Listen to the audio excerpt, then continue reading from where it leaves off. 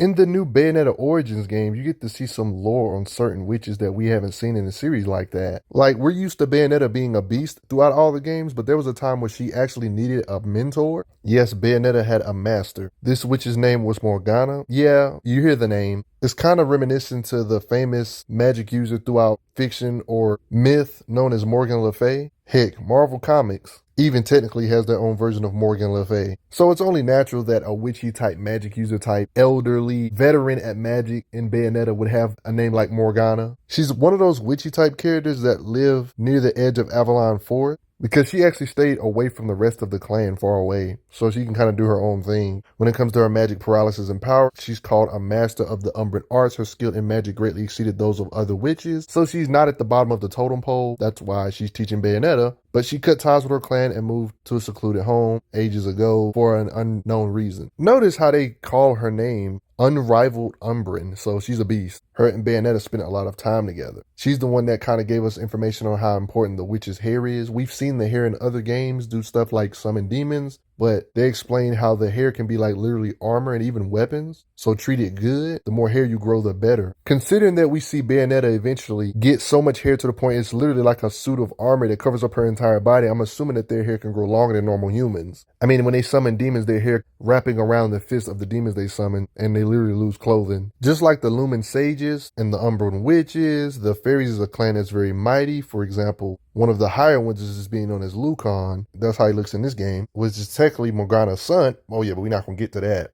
Yeah, don't ask. Her son was trapped in a wolf body and they had to get it out, stuff like that. But yeah, play the game. I just wanted y'all to get a little understanding of the fairies, because when it comes to strength, some top tier fairies can physically match strength with some Umber witches physically to show their might. Physically speaking, they're beasts. They also have powerful fairy magic, which protects the entire forest. And it even took Morgana time to break it, but she did eventually break it. You see the beam of light illuminating from the sky, breaking the gate or barrier. Because Bayonetta in this particular occasion was trapped in this forest. She succeeded. Narration even says it. It's hard to get a true understanding of her power because the way this game is set up, it's kind of kiddie-ish and not as violent, but these little baby fairies ain't compared to Morgana, sent them flying. So she can take on a whole bunch of fairies that are lightweight, of course. You see, she freaking curb stomped them before you can even do anything, taking his life. It's implied she can do attacks with just a look that can send you flying with some type of telekinetic blast. I mean, look at the aura around her body. It's implied she can produce that as well. Or one can say energy projection, witchy type stuff. One can say she can battlefield with move if she has to, put a shield around you and teleport you somewhere else or unsummon you, I guess. There's some implications she has some basis of speed, or one can say space manipulation, because you notice how they stop moving and she just catches up instantly. One can say witch time. Morgana can even do stuff I don't think we've seen other Umbran witches do. Like maybe one say take you to another pocket dimension or illusion or whatever. Or make giant construct avatars of herself that actually have physical form and are solid. So one could say however big this is however strong she is. When you look at the size of her compared to Bayonetta while she was young here in this occasion, and can hit this hard. Her illusions are implied to be physical. Like in this occasion, one can say she created her own little illusionary pocket dimension. Like all of this was created by her apparently. The stuff she creates could give you a testament of how mighty she is. All these surroundings, one could say all of this stuff surrounding the area could give you an idea of how mighty she is. That's a lot of solid mass. Like she made an illusion that's physical, guys. Looking like crystal diamond-ish. Like this whole area they're fighting in is technically something she created technically and can summon demons on top of it. Hard to get a reading of her power, but one way to measure her power is to get a size of this surrounding area. Apparently this whole physical area she created, one could say is the size of a multiple city blocks, one could say. Like this is a big looking area. She can do the classic summoning a demon thing that we've seen Bayonetta do over the years. Like summoning this spider-looking demon-ish entity in this particular occasion to fight Bayonetta.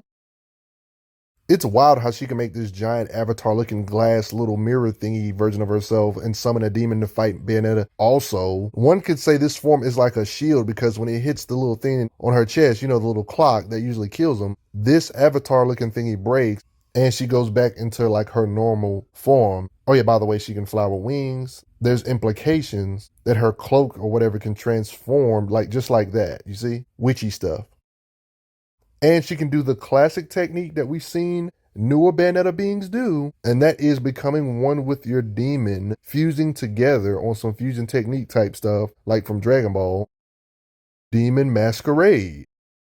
On top of this, she seems to have the added ability to even get bigger even while in Demon Masquerade form to become even more of a threat.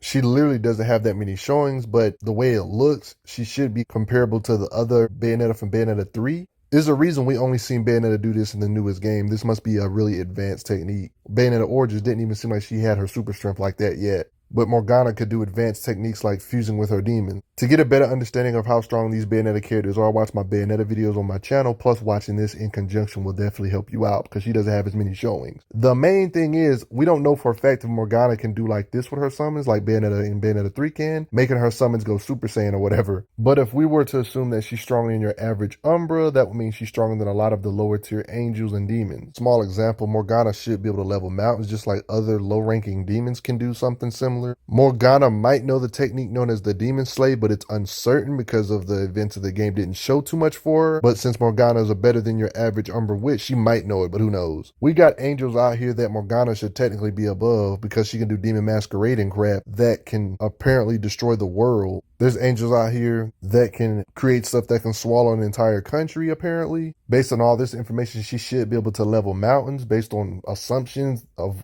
other demons she should surpass would technically automatically make her a mountain slasher. Country buster by default. Her strength is truly unknown because she did lose to like a kid Bayonetta. That's mad weird. Bayonetta wasn't even that mighty as she should be. But she still beat her even though she knows in Demon Masquerade. That's mad weird. Maybe it was an Itachi and Sasuke thing she wanted her to win or something. Yeah, it's not much on her. What do you guys think? Do you respect Bayonetta's mentor? Do you think it's wild that she lost to Bayonetta? Do you think she let Bayonetta beat her? What do you guys think? Do you respect her might? Do you think we're going to see her again? But before I get going, I want to hear y'all's thought. But I gotta say thanks for the donations, everybody. Respect Morgana. Morgana.